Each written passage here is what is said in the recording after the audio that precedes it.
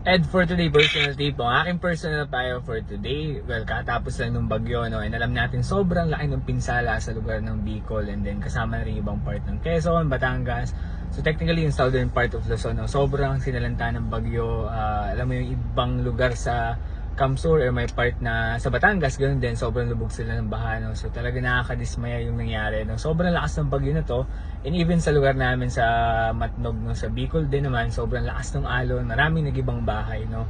And then siguro ang personal payo ko lang for today na kung sakali man merong ayuda na ibibigay sa kanila at dumaan yan sa kamay mo, like for example government officials ka o kung ano mang katungkulan mo at may ayudang dapat ibigay din sa mga victims ng bagyo, no, baka pwedeng wag niyo naman sanang ibulsa, wag niyo naman sanang bawasan pa or kurutan pa, hanggat maaari idiretso natin sila dun sa talagang nangangailangan, yung talagang nasalanta ng bagyo, no, ipabot natin ng buo, wag na natin pang babawasan pa, dahil again sobra-sobra naman na kapag alam mo yun, nangurakot ka pa sa part na yan, binawasan mo pa yan, alam mo naman kung ano sitwasyon ng mga nasalanta, no?